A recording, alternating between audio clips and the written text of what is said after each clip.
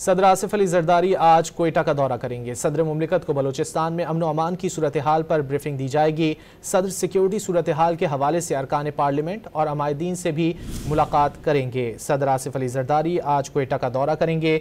सदर मुमलिकत को बलूचिस्तान में अमन व अमान की सूरत हाल पर ब्रीफिंग दी जाएगी। सदर सिक्योरिटी सूरत हाल के हवाले से अरकान पार्लियामेंट और अमायदीन से मुलाकात भी करेंगे।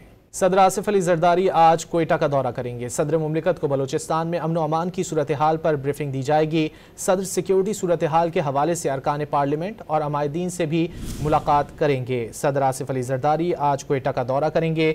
सदर मुमलिकत को बलूचिस्तान में अमन व अमान की सूरत हाल पर ब्रीफिंग दी जाएगी। सदर सिक्योरिटी सूरत हाल के हवाले से अरकान पार्लियामेंट और अमायदीन से मुलाकात भी करेंगे। सदर आसिफ अली जरदारी आज कोयटा का दौरा करेंगे। सदर मुमलिकत को बलूचिस्तान में अमन व अमान की सूरत हाल पर ब्रीफिंग दी जाएगी। सदर सिक्योरिटी सूरत हाल के हवाले से अरकान पार्लियामेंट और अमायदीन से भी मुलाकात करेंगे। सदर आसिफ अली जरदारी आज कोयटा का दौरा करेंगे।